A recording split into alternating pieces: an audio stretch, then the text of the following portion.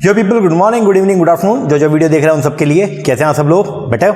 Okay, एक बार फिर से स्वागत है आप सबका हमारे नए लेक्चर में। गाइस आज की क्लास के अंदर हम लोग जो है वो डिस्कस करने वाले हैं हमारे यूनिट नंबर 10 जो अपना इनकम टैक्स का जो यूनिट है उसके कुछ इंपॉर्टेंट पॉइंट्स को, जिसके अंदर आज हम पढ़ने वाले हैं कॉर्पोरेट टैक्स के बारे में। कॉर्पोरेट टैक्स के अंदर जो है हम लोग जो है अभी तक कॉर्पोरेट टैक्स प्लानिंग वाला टॉपिक कंप्लीट कर चुके हैं। एक टॉपिक हमारा पेंडिंग रह गया जिसका नाम जो है वो है क्या, मैट। क्या बोलते हैं, मैट। मैट बोले तो मिनिमम ऑल्टरनेट टैक्स। मैंने आप लोगों को एएमटी के प्रोविजंस करवाए जिसके अंदर हम लोगों ने जो है वो पढ़ा था अल्टरनेट मिनिमम टैक्स, और वहां पे मैंने आपको बताया था कि कंपनीज को छोड़ के बाकी सबके ऊपर एएमटी लगता है और कंपनीज के ऊपर लगता है क्या, मैट के प्रोविजन। क्या होता है मैट, किसके ऊपर एप्लीकेबल है, रेट क्या चल रहा है करंट में मैट का क्रेडिट किसको मिलता है, किस किस के ऊपर मैट एप्लीकेबल नहीं है, ये सब प्रोविजंस के बारे में आज हम चर्चा करने वाले हैं। ओके, हाँ जी, तो बहुत इंपॉर्टेंट कॉन्सेप्ट है मैट का, मिनिमम ऑल्टरनेट टैक्स का अपने एग्जाम के अंदर, क्योंकि आपने भी अगर देखा होगा प्रीवियस ईयर्स में कई बार क्वेश्चन जो आया वो ये आया कि मैट के एप्लीकेबिलिटी का। नॉर्मल क्वेश्चन पूछा गया कि मैट किसके ऊपर एप्लीकेबल होता है, लेकिन अब जो पेपर्स आ रहे हैं वो पेपर आ रहा है थोड़ा एप्लीकेशन ओरिएंटेड, जिसके अंदर मैट के अंदर के प्रोविजंस भी पूछे जा सकते हैं। तो इसीलिए बिना किसी देरी के हम लोग स्टार्ट करेंगे मैट के बढ़िया बढ़िया प्रोविजन को, जिसके अंदर हम पढ़ेंगे हर एक चीज मैट से रिलेटेड जो पेपर के अंदर आ सकती है। ओके, हाँ जी, कॉन्सेप्ट को शुरू करने से पहले एक इन्फॉर्मेशन आपको मैं देना चाहूंगा कि अगर आप लोग जो है वो प्रिपरेशन कर रहे हैं अपने दिसंबर 2020 के अंदर होने वाले नेट एग्जाम की या अपकमिंग नेट एग्जाम की अगर आप प्रिपरेशन कर रहे हैं तो उसके लिए हम लोग जो है वो ऑनलाइन बैच प्रोवाइड करवाते हैं, जिसके अंदर आपको घर बैठे बैठे आप अपने एनटीए नेट की प्रिपरेशन कर सकते हैं, जिसके अंदर आपको मिलेगा दोनों के दोनों paper 1 general paper plus paper number 2 commerce का, दोनों का स्टडी मटीरियल मिलेगा हार्ड कॉपी में। I will show you. जिस तरह ये एक है हमारा इनकम टैक्स की बुक्स, जो हम इनकम टैक्स पढ़ रहे हैं तो उसके अंदर ये इनकम टैक्स की बुकलेट है, ठीक है। इस तरह करके जो है आपको सारे के सारे 10 के 10 यूनिट की जो है वो बुक्स मिलेंगी, प्लस में मिलेगा आपको सारा का सारा वीडियो लेक्चर, सारे जैसे ये वीडियो लेक्चर है इसी तरीके से, और साथ में मिलेगा रिवीजन करने के लिए रिवीजन की ऑडियो, और प्रैक्टिस के लिए आपको जो है वो मिलेंगे एमसीक्यूज हमारी मोबाइल एप्लीकेशन के ऊपर। तो अगर आप प्रिपरेशन कर रहे हैं तो आप हमारा ऑनलाइन बैच भी ले सकते हैं। ओके, हाँ जी, चलो अब बिना किसी देरी के हम लोग स्टार्ट करते हैं हमारा प्रोविजन का नाम जो है वो है क्या, मैट। क्या नाम है जी, मैट। अगर बात करूंगा मैं मैट का पहले तो फुल फॉर्म जो है वो क्या है, वो है सर मिनिमम, क्या, मिनिमम, एक मिनिमम लेवल का क्या, alternate, minimum alternate tax. MAT बोले तो मिनिमम अल्टरनेट टैक्स, एक ऐसा टैक्स है जो कि कैसे मिनिमम लेवल का है, जो कि कैसे मिनिमम लेवल का है, और क्या है, अल्टरनेट है। मिनिमम लेवल का है और अल्टरनेट है, एक तो कम है ऊपर से क्या है, अल्टरनेट है। नॉर्मल टैक्स का अल्टरनेट, जो नॉर्मल टैक्स लगता है उसका अल्टरनेट है, उसको बोलते हैं हम लोग क्या, मैट। मैट के प्रोविजन को डील करता है अपने इनकम टैक्स के अंदर एक नया सेक्शन हमने इनकॉर्पोरेट किया हुआ है जिसका नाम है सेक्शन 115 जेबी, 115 जेबी। ये जो सेक्शन है मैट का 115 जेबी, इसके अंदर जो है वो प्रोविजन दे रखे हैं आपको किससे रिलेटेड, मैट से रिलेटेड, बोलते मिनिमम ऑल्टरनेटिव टैक्स से रिलेटेड, जिसके अंदर जो है हम लोग पढ़ेंगे मैट के हर एक कॉन्सेप्ट को। अब अगर मैं बात करूंगा मैट, तो ये मैट बेसिकली है क्या, देखो हम लोग, मैंने एक एग्जांपल के थ्रू मैं आपको बताता हूं। देखो अगर हम बात करते हैं किसकी, कंपनीज की, पहली बात तो मैट एप्लीकेबल है कंपनीज के ऊपर, ध्यान रखना, ठीक है ना।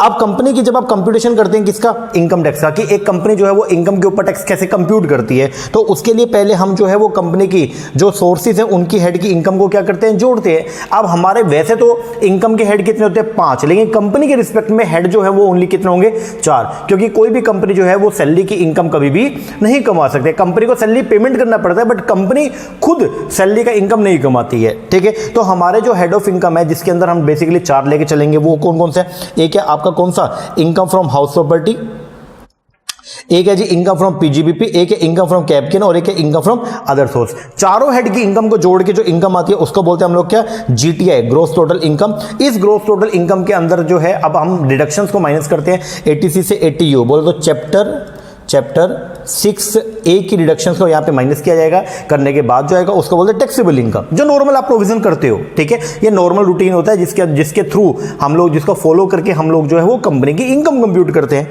कर लिया, ये जो टैक्सेबल इनकम आई है, इस टैक्सेबल इनकम के ऊपर आप लोग जो है वो क्या निकालते हो, अब इनकम टैक्स निकालते हो। क्या निकालते हो, इनकम टैक्स। अब इनकम टैक्स इसके ऊपर आप कंप्यूट करते हो, तो ये जो इनकम है, ये टैक्सेबल इनकम, ये 2 तरह की होगी, या तो ये होगी इसमें कुछ पोर्शन जो है वो होगा स्पेशल इनकम का, हो सकता है, लाइक कोई कैजुअल इनकम हो, कोई पीजीबीपी, कोई कैपिटल गेन की इनकम है तो उसको बोलते हैं हम लोग क्या, स्पेशल इनकम। इसके अलावा जो भी इनकम बचेगी उसको बोलते हैं हम लोग क्या, नॉर्मल इनकम। क्या बोलते हैं, नॉर्मल इनकम। अब जो स्पेशल इनकम होती है इसके ऊपर जो टैक्स लगता है वो लगता है by special rate, by special rate के थ्रू, और नॉर्मल इनकम के ऊपर टैक्स लगता है नॉर्मल रेट। अब नॉर्मल रेट कंपनी के लिए जो है वो क्या है, इंडिविजुअल के तो नॉर्मल रेट को बोलते हैं हम लोग स्लैब रेट। उसमें तो एक पूरा स्लैब होता है, 0 से लेकर 2.5 लाख रुपए तक, नील 2.5 लाख से लेकर 5 लाख रुपए तक 5% ऐसा। लेकिन कंपनी के केस में जो है जो टैक्स लगता है कंपनी के केस में भी और फर्म के केस में भी वो फ्लैट रेट से लगता है। अब कंपनी जो है वो अपने इंडिया के अंदर जो है कंपनी को 2 पार्ट में बाइफरकेट किया गया as per the income tax law. एक होता है आपका इंडियन कंपनी, वो डोमेस्टिक कंपनी, और एक है कौन सा, फॉरेन कंपनी। जो डोमेस्टिक, इंडियन नहीं बोलना चाहिए वैसे, बोलना चाहिए डोमेस्टिक कंपनी। जो डोमेस्टिक कंपनी है उसके ऊपर जो टैक्स का रेट है वो है कितना, 30%। मतलब अगर आपने अपने इंडिया के अंदर जो है वो कोई कंपनी खोली, ठीक है, उसका प्लेस ऑफ एस्टेब्लिशमेंट इंडिया के अंदर ही है, रजिस्टर्ड ऑफिस इंडिया के अंदर है, मतलब वो डोमेस्टिक कंपनी है। अगर आपने इंडिया के अंदर कोई कंपनी खोली तो आप जितना भी इनकम कमाएंगे उसके ऊपर आपको फ्लैट 30% जो है वो टैक्स का पेमेंट करना पड़ेगा। लाइक अगर आप 100 रुपए कमाते हैं तो 100 रुपए पे 30 रुपए आपके जाएंगे, ठीक है, हाँ जी। और जो फॉरेन कंपनी है उसको फ्लैट टैक्स का रेट जो पेमेंट करना होता है वो कितना करना होता है, 40%। तो नॉर्मल आप जो है वो अपने टैक्सेबल इनकम निकालो, आपने निकाल लिया। ये टैक्सेबल इनकम के 2 पोर्शन होंगे, इसमें कुछ स्पेशल इनकम भी होगी, इसमें कुछ नॉर्मल होगी। जो स्पेशल इनकम होती है उसके ऊपर जो टैक्स लगता है बाय द स्पेशल रेट, और जो नॉर्मल इनकम होती है उसके ऊपर जो टैक्स लगता है वो लगता है बाय द नॉर्मल रेट। और नॉर्मल रेट जो है वो क्या है, इंडियन कंपनी के लिए कितना, 30%, फॉरेन कंपनी के लिए कितना, 40%। ये आपको पे करना था, ये आपने निकाल लिया। इसके ऊपर अगर कोई सरचार्ज बनता है वो आपने जोड़ लिया और आप टैक्स का पेमेंट करते थे। HEC लगा के, हेल्थ एंड एजुकेशन सेस @4% लगा के वो आप टैक्स पे करते थे। बट अब यहां पे इनकम टैक्स के अंदर सेक्शन 115J भी जोड़ा गया और ये बोला गया आप पहले नॉर्मल टैक्स के अकॉर्डिंग जो है, नॉर्मल जो टैक्स लॉज है उसके अकॉर्डिंग आप अपना इनकम टैक्स निकाल लो। मतलब इनकम टैक्स एक्ट ने कंपनीज को ये बोला कि आप पहले नॉर्मल प्रोविजंस के अकॉर्डिंग अपना टैक्स निकाल लो। हमने निकाल लिया। मान लो नॉर्मल प्रोविजन के अकॉर्डिंग हमारा टैक्स जो है वो है 3 लाख रुपए। कितना आया, 3 लाख। अब 115JB क्या बोलता है, वो बोलता है जी अब आप एक काम करो, अपना बुक प्रॉफिट निकालो। मतलब कंपनी अब क्या करेगी, अपना बुक प्रॉफिट को कंप्यूट करेगी और उस बुक प्रॉफिट के ऊपर आप एक टैक्स निकालो। हमने बोला मतलब, तो बोलते हैं जी अब आपके ना मैट लगेगा आपके ऊपर, और मैट जो है वो एक्चुअल इनकम पे नहीं लगता, मैट लगता है किसके ऊपर, बुक प्रॉफिट पे। तो पहले आपको कंप्यूट करना पड़ेगा बुक प्रॉफिट।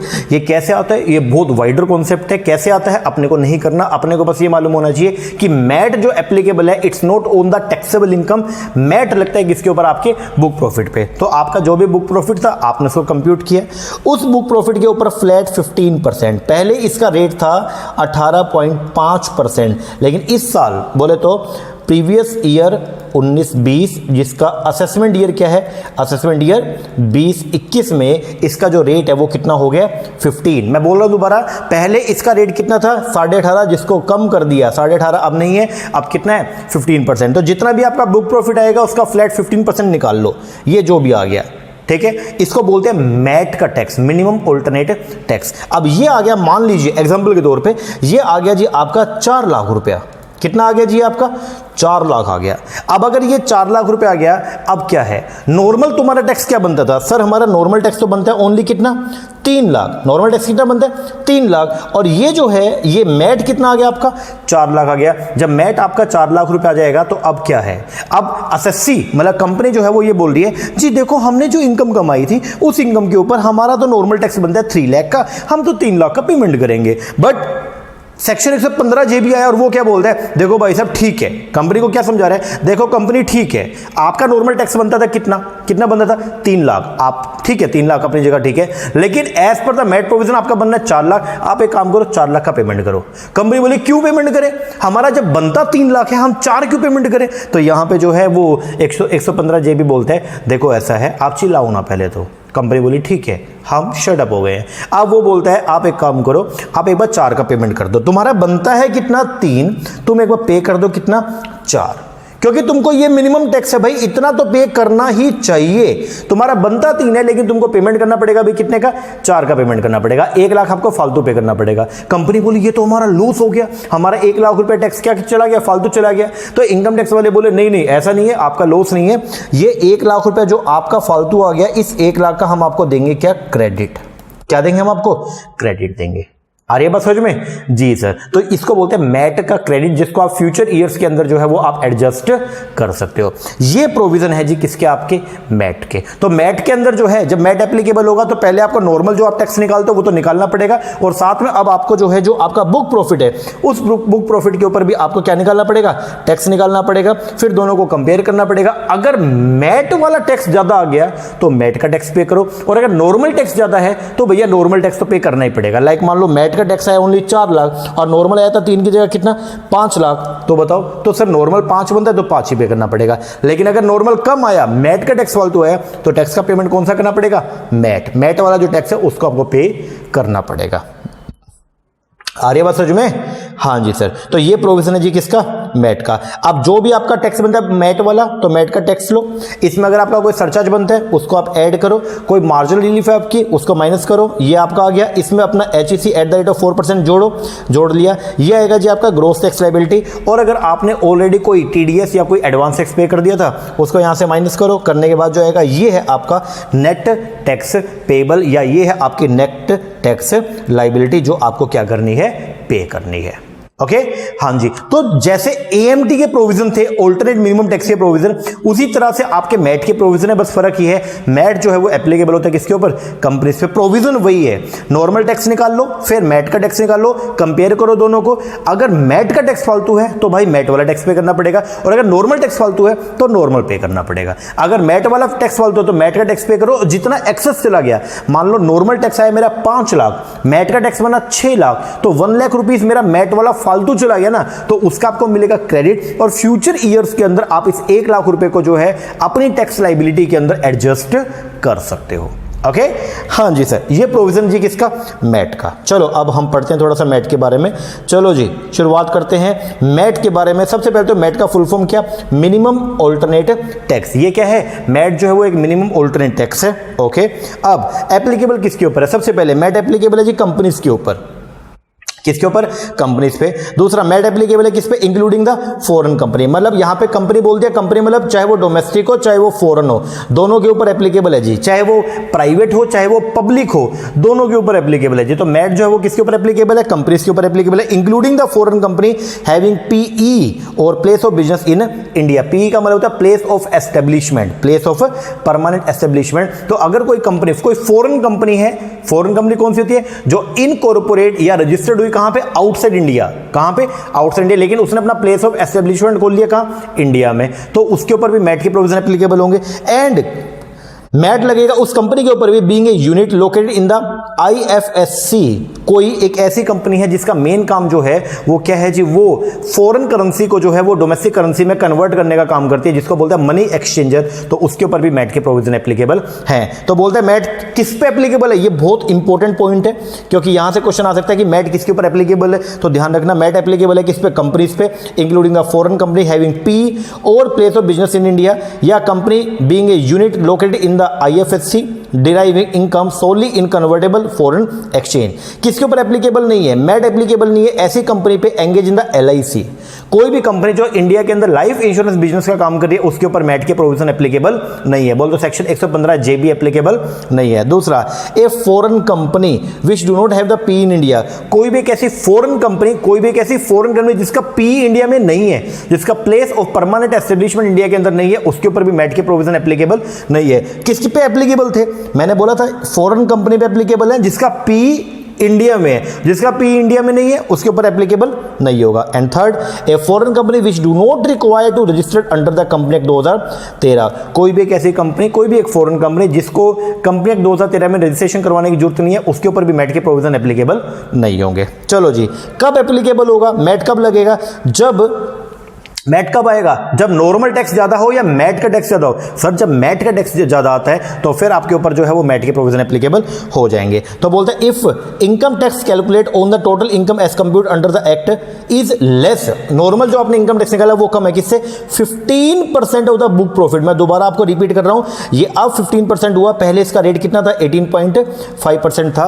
अगर मान लो आपका नॉर्मल इनकम टैक्स कम है किससे? 15% ऑफ बुक प्रॉफिट से, तो आपके ऊपर लगेगा क्या? MAT. Then book profit shall be deemed to be the total income. तो बुक प्रॉफिट को जो है हम क्या मानेंगे, टोटल इनकम मानेंगे। रेट ऑफ टैक्स क्या लेगा नॉर्मल कंपनीज के ऊपर, तो रेट ऑफ टैक्स कितना है 15%, जो कि पहले कितना था, दोबारा बोल रहा हूं 18.5%। और अगर कोई कंपनी जो आईएफएससी में लोकेटेड है, जिसका मेन काम जो है वो क्या है, वो फॉरेन करेंसीज को कन्वर्ट करने का, तो उसके ऊपर जो रेट है वो कितना है 9%। अब जो भी आपका रेट आ गया, अब उसके ऊपर जो है, जो भी आपका टैक्स बना, उस टैक्स के ऊपर आपको जो है अब पेमेंट करना पड़ेगा। उस अमाउंट पे आपको अगर कोई सरचार्ज एप्लीकेबल है वो भी पे करना पड़ेगा। सरचार्ज के लिए डोमेस्टिक कंपनी और फॉरेन कंपनी दोनों के लिए क्या है, अलग अलग है। तो वो क्या है, अगर आपका बुक प्रॉफिट जो है वो क्या है 1 करोड़ से ज्यादा है लेकिन 10 करोड़ रुपए तक है, 1 करोड़ से ज्यादा है और 10 करोड़ रुपए तक है, तो आपके ऊपर सरचार्ज, और अगर आप डोमेस्टिक कंपनी हो तो सरचार्ज का रेट क्या है 7%, और अगर आपका प्रॉफिट जो 10 करोड़ से भी क्या है ज्यादा है तो सरचार्ज का रेट कितना है 12%। और यही अगर फॉरेन कंपनी की बात करें तो फॉरेन कंपनी के लिए क्या, अगर उनका प्रॉफिट जो है वो 1 करोड़ से ज्यादा है और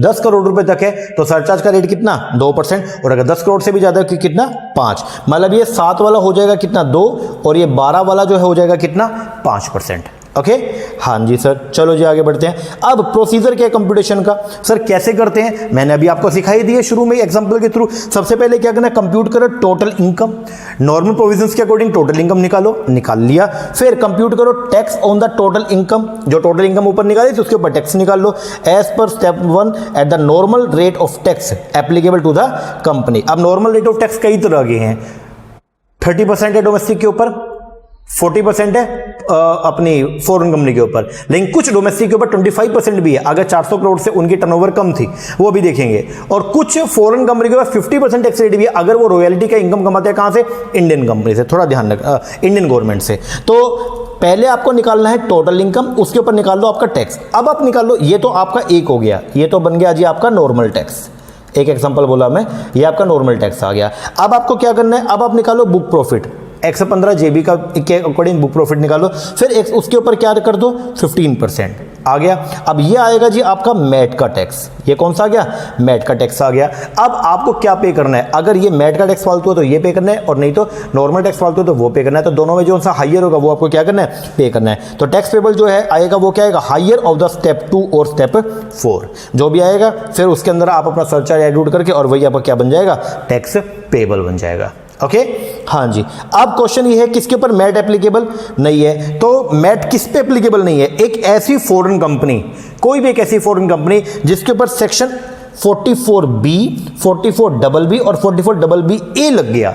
कोई भी एक ऐसी फॉरेन कंपनी जिसके ऊपर सेक्शन 44B, 44BB, 44BB लग गया, उसके ऊपर मैट के प्रोविजन एप्लीकेबल नहीं है। बोलता हूं, for the removal of doubt it is hereby clarify that the provision of this section shall not apply, provision जो है इस सेक्शन का ये अप्लाई नहीं होगा, and shall be deemed never to be applicable to an assessee being a foreign company. पहली बात, being a foreign company, कोई भी एक foreign company where his total income comprise solely of the profit and gain from the business referred to in section 44B, 44BB and 44BA or section 44BB and such income has been offered to tax at the rate specified in those section। तो अगर मान लो आप जो है कोई business का, कोई भी एक फॉरेन कंपनी इंडिया में आके कोई बिजनेस कर रही है इन सेक्शंस के अकॉर्डिंग, B, BBA और BBB, इन चारों के अकॉर्डिंग अगर कोई बिजनेस कर रही है तो इनके ऊपर आपके मैट के प्रोविजन एप्लीकेबल नहीं है। इनके अलावा अगर कोई भी फॉरेन कंपनी है उनके ऊपर मैट के प्रोविजन एप्लीकेबल होंगे, प्रोवाइडेड उसका PE परमानेंट एस्टेब्लिशमेंट इंडिया में होना चाहिए,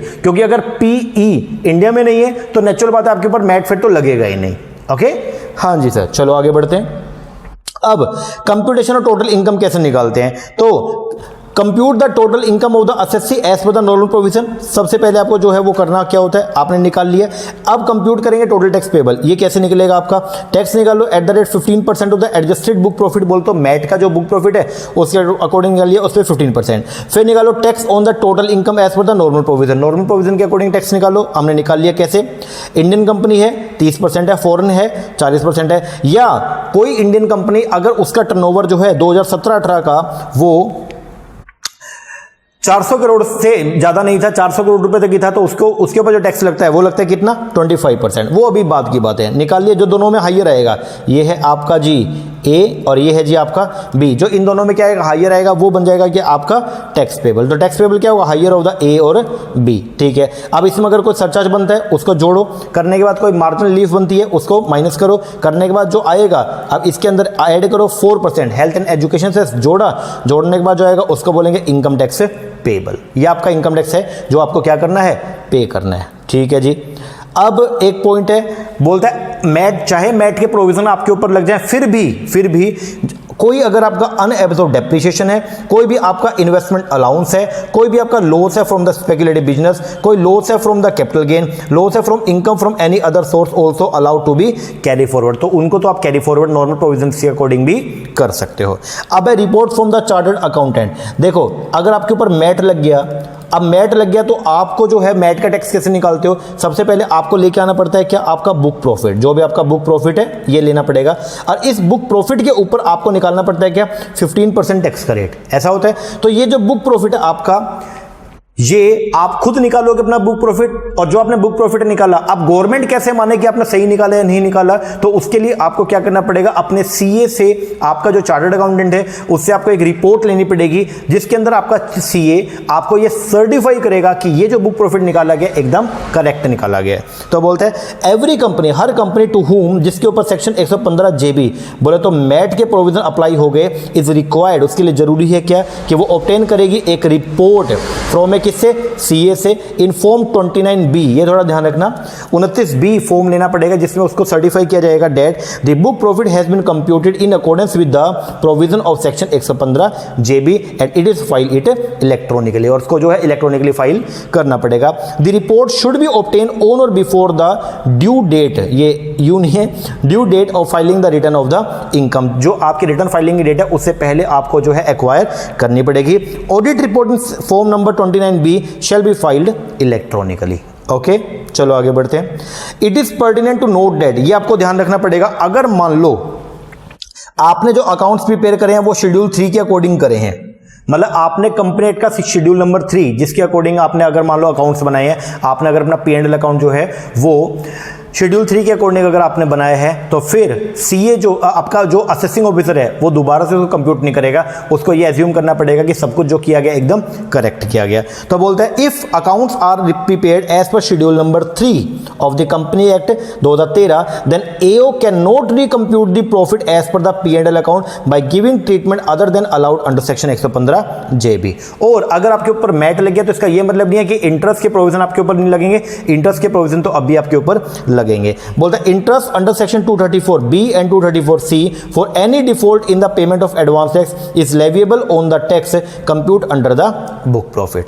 ओके, अब है मैट का क्रेडिट। अगर मान लो आपका टैक्स जो बनता था, एग्जांपल आपका जो टैक्स बनता था वो बनता था नॉर्मल, जो नॉर्मल टैक्स बनता था वो बनता था आपका 5 लाख रुपए, ठीक है जी। और जो मैट का टैक्स बना, मैट का टैक्स वो बना जी आपका 6 लाख। तो कितना क्या पे करना पड़ेगा सर, जोन सा हाइयर है 6 लाख पे करना पड़ेगा। तो कितना फालतू आपका गवर्नमेंट के पास चला गया, 1 लाख। इस 1 लाख को बोलते हैं हम लोग मैट क्रेडिट। क्या बोलते हैं, मैट क्रेडिट। तो ये मैट क्रेडिट जो है बेसिकली इसका क्या करेंगे, तो ये जो मैट का क्रेडिट है, मिनिमम ऑल्टरनेट टैक्स का जो ये जो क्रेडिट होता है, इस क्रेडिट को आप लोग जो है वो अवेल कर सकते हैं 15 सालों तक। तो बोलते हैं if in the current assessment year total tax payable is as per the MAT provision then the difference between the above total tax payable is allowed to be carry forward, जिसको आप क्या करेंगे, कैरी फॉरवर्ड करेंगे as a MAT credit under section 115JAA for 15 successive assessment year. तो अगले 15 सालों तक जो है आप इसको क्या कर सकते हैं, आप इसको कैरी फॉरवर्ड करेंगे। MAT credit is allow as set off in the year when the total tax payable as per the normal tax provision is higher than the MAT. MAT के क्रेडिट को आप उस साल जो है वो अवेल करेंगे जिस साल आपका एक्चुअल टैक्स ज्यादा बनता है, किससे, मैट से। Credit allowable will be restricted to the difference between the tax payable as per the normal tax provision and the MAT provision. Taxation law में ये अमेंड किया गया, पहले मैट का जो रेट था वो कितना था, मैट लगता था 18.5% ऑफ द बुक प्रॉफिट। ध्यान देना, पहले मैट लगता था 18.5% ऑफ द बुक प्रॉफिट, लेकिन अब जो है उसका रेट को क्या कर दिया, कम करके, और कितना कर दिया, 15% ऑफ द बुक प्रॉफिट। तो ये ध्यान देना पड़ेगा, पहले मैट का जो रेट था वो 18.5 था, जिसको इस साल कम करके क्या कर दिया, 15% कर दिया, किसका, बुक प्रॉफिट का। तो हम जो है वो लेके चलेंगे क्या, 15% ऑफ द बुक प्रॉफिट। ये थोड़ा ध्यान रखना पड़ेगा, क्योंकि अब अगर पूछता है पेपर में, अगर आ गया कि 2019-20 तक क्या रेट था, असेसमेंट ईयर 19-20 तक, तो आप बोलोगे भाई 18.5, और अगर आ जाए 2020-21 में क्या रेट हो गया तो आप क्या बोलोगे 15% हो गया। ओके हाँ जी। अब फिर बोलते हैं फर्दर डोमेस्टिक कंपनी, एक डोमेस्टिक कंपनी जो एलिजिबल है to opt for the special provision under section 115BAA, कोई भी एक डोमेस्टिक कंपनी जिसने सेक्शन 115BAA और 115BAB ये दो सेक्शन है, थोड़ा सा रटना पड़ेगा। पहले वाले जो 4 सेक्शन थे वो थे किसके लिए, फॉरेन कंपनी के लिए, लेकिन ये जो 2 सेक्शन है वो किसके लिए है, डोमेस्टिक कंपनी के लिए। अगर कोई डोमेस्टिक कंपनी जिसने इन दोनों सेक्शन को ऑप्ट कर लिया, कोई भी डोमेस्टिक कंपनी जिसने इन दोनों सेक्शन को, सेक्शन 115 कौन किसके बारे में बात हो रही है, डोमेस्टिक के बारे में, सेक्शन 115BAA और सेक्शन 115BAB, अगर इन दोनों सेक्शन को किसी डोमेस्टिक कंपनी ने ऑप्ट कर लिया तो उसके ऊपर भी मैट के प्रोविजन एप्लीकेबल नहीं होंगे। Then would not be liable to pay MAT, तो उसको जो है मैट पे करने की जरूरत नहीं है। आगे वाला आप छोड़ दीजिएगा, बस आप ये ध्यान रखिएगा कि अगर कोई भी डोमेस्टिक कंपनी उसने सेक्शन 115BAA और 115BAB इन दोनों प्रोविजंस को क्या कर लिया, ऑप्ट कर लिया, तो उसके ऊपर जो है वो मैट के प्रोविजन जो है वो एप्लीकेबल नहीं होंगे। ओके हाँ जी सर, चलो आगे बढ़ते हैं। अब है जी नॉर्मल टैक्स रेट जो है वो क्या चल रहा है। तो डोमेस्टिक कंपनी की अगर मैं बात करूंगा तो नॉर्मल टैक्स का रेट जो है वो कितना है, 30% है। नॉर्मल टैक्स रेट कितना, 30% है। वही अगर बात किया जाएगा tax rate at the concession rate, कुछ केस में 25% टैक्स रेट भी है अगर आपके टर्नओवर जो है और the gross receipts of the company in the previous year 17-18 के अंदर डज नॉट एक्सीड 400 करोड़। अगर आपकी जो टर्नओवर जो थी 17-18 में अगर 400 करोड़ रुपए तक थी, 400 करोड़ से कम थी, तो फिर आपके ऊपर जो इस साल टैक्स लगेगा वो ओनली 25% लगेगा, आपके ऊपर 30% का प्रोविजन एप्लीकेबल नहीं है। तो बोलते हैं डोमेस्टिक कंपनी के ऊपर टैक्स रेट कितना, 30%, and tax rate at the concession rate is 25% if turnover और the gross receipt of the company in the previous year 17-18 does not exceed 400 crore. जो भी आपका टैक्स आ गया, अब उसमें आपको जोड़ना पड़ेगा क्या, सरचार्ज, जो भी आपका बनता है जोड़ दिया, जोड़ने के बाद इसमें ऐड करो हेल्थ एंड एजुकेशन सेस कितना 4%, करने के बाद जो आएगा वो आपका क्या बन जाएगा, टैक्स पेबल, टैक्स आ जाएगा नॉर्मल वाला। फिर इसको कंपेयर करेंगे मैट के साथ में, और फिर जो सा हाइयर होगा वो आपको पे करना पड़ेगा। ओके हाँ जी। लेकिन यहाँ पे एक पंगा है, बड़ा पंगा ये है कि डोमेस्टिक कंपनी और फॉरेन कंपनी दोनों में डिफरेंस क्रिएट करना जरूरी है। क्यों जरूरी है, क्योंकि डोमेस्टिक कंपनी के ऊपर जो टैक्स लगता है वो लोअर रेट से लगता है, जबकि फॉरेन कंपनी के ऊपर टैक्स लगता है वो हाइयर रेट से लगता है। तो यहाँ पे एक बात बोली गई है क्या, the distinction between the domestic and the foreign company significant. जो दोनों में डिस्टिंक्शन, दोनों में जो डिफरेंस है किस किस में, डोमेस्टिक में और फॉरेन में, वो क्या है, वो जरूरी है for the purpose of the tax of the prescribed. अच्छा जी, क्यों। अब बोलता है domestic company are tax at 30%। Domestic company के ऊपर जो टैक्स लगता है वो 30% लगता है, और कुछ कुछ केस में कितना लगता है, 25% लगता है। वही अगर मैं बात करूंगा किसका, अगर बात करूंगा किसका, फॉरेन कंपनी का, तो बोलता है फॉरेन कंपनी के ऊपर टैक्स रेट कितना है, 40% है।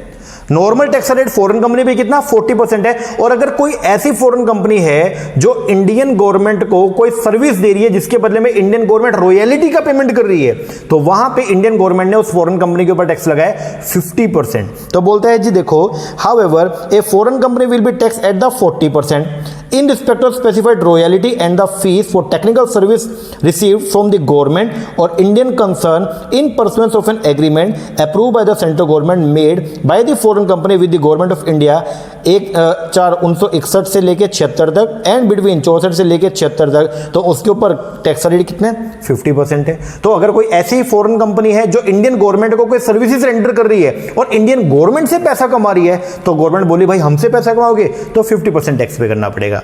अब देखो कितना जरूरी हो गया दोनों में डिफरेंस क्रिएट करना, क्योंकि डोमेस्टिक कंपनी पे नॉर्मल टैक्स का रेट जो है वो क्या है, कम है, और फॉरेन कंपनी पे नॉर्मल टैक्स का रेट जो है वो क्या है, ज्यादा है। लेकिन अगर सरचार्ज की बात करें तो सरचार्ज जो है वो फॉरेन कंपनी के ऊपर जो है वो क्या है, ज्यादा है, और डोमेस्टिक कंपनी पे जो है वो क्या है, ज्यादा है, और फॉरेन कंपनी पे सरचार्ज का जो रेट है वो क्या है, कम है। मतलब इनकम टैक्स की बात करें तो डोमेस्टिक पे इनकम टैक्स कम, फॉरेन पे ज्यादा, और अगर सरचार्ज की बात करूंगा तो डोमेस्टिक पे सरचार्ज ज्यादा और फॉरेन कंपनी पे सरचार्ज कम है।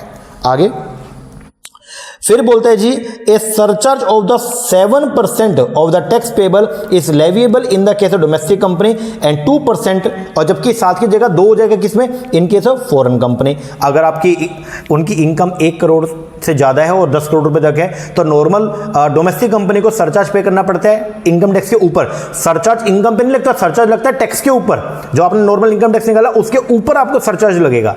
तो अगर मान लो इंडियन कंपनी है तो उसको सरचार्ज पे करना पड़ेगा कितना, बोलो कितना सरचार्ज पे करना पड़ेगा, उसको पे करना पड़ेगा 7%, और जो डोमेस्टिक फॉरेन कंपनी है उसको 2%। और अगर कोई इंडियन कंपनी अगर उसकी इनकम जो है वो एक्सीड हो गई है 10 करोड़ से भी ऊपर, तो इंडियन कंपनी को तो उसके ऊपर सरचार्ज का पेमेंट करना पड़ेगा कितना, 12%, जबकि फॉरेन कंपनी को सरचार्ज का जो पेमेंट करना पड़ेगा कितना, 5%। इसलिए बोलता है कि ये डिफरेंस क्रिएट करना दोनों में कि आपकी कंपनी कौन सी है, वेदर इंडियन कंपनी और डोमेस्टिक कंपनी और द फॉरेन कंपनी, तो ये अपने लिए बहुत जरूरी होता है, क्योंकि टैक्स का रेट जो है वो दोनों में सेम ना होगा, दोनों में क्या है, अलग अलग है। लेकिन मैट का रेट दोनों का सेम है। मैट का रेट कितना, 15% है। पिछले साल तक क्या था, 18.5 था। ध्यान रखना पेपर में अगर जो है वो क्वेश्चन ये आ गया कि 2019-20 असेसमेंट ईयर, तो समझ जाना भाई मैट का रेट कितना, 18.5%। और अगर असेसमेंट ईयर किसकी बात कर रहा है, 2020-21 की बात कर रहे हैं, तो समझ जाना मैट का रेट कितना, 15%। ओके हाँ जी सर, लो जी ये है आपके मैट की प्रोविजन। इसके अलावा एक ना ये आपको मिलेगा, ये सिर्फ आपको यहां तक करना है, इधर तक। ये है कि अगर कोई डोमेस्टिक कंपनी, कोई भी अपनी डोमेस्टिक कंपनी, अगर उसके ऊपर सेक्शन 115BAA और 115BAB अगर एप्लीकेबल हो गया, तो उस डोमेस्टिक कंपनी के ऊपर जो है वो मैट के प्रोविजन एप्लीकेबल नहीं होंगे, जो कि आपको मैंने यहाँ पे बता दिया। ये देखो ये हमने किया था, ये कोई भी अगर डोमेस्टिक कंपनी जिसके ऊपर सेक्शन 115BAA और BAB अगर एप्लीकेबल हो गया, तो उसके ऊपर मैट के प्रोविजन एप्लीकेबल नहीं होंगे। ओके हाँ जी सर, ये है जी आपका मैट, बोल तो minimum alternate tax. I hope आपको समझ में आया होगा कि मैट एक्चुअल के अंदर क्या है, तो यही अपने को करना था। तो इसके अंदर ये जरूरी है, ये जो फर्स्ट चार्ट जो हमने बना रखा ना, ये बहुत जरूरी है कि किसके ऊपर एप्लीकेबल है, दूसरा कब एप्लीकेबल है, तीसरा रेट ऑफ टैक्स जो है मैट का क्या रहेगा, चौथा एप्लीकेबिलिटी ऑफ सरचार्ज जो है वो कितना रहेगा, और पांचवा प्रोसीजर जो है वो मैट को कंप्यूट करने का प्रोसीजर क्या रहने वाला है। ओके हाँ जी, लो जी हो गया अपना मैट, इसको कीजिए। बाकी का टॉपिक जो है वो करते हैं हमारे नेक्स्ट सेक्शन में। तब तक के लिए थैंक यू वेरी मच।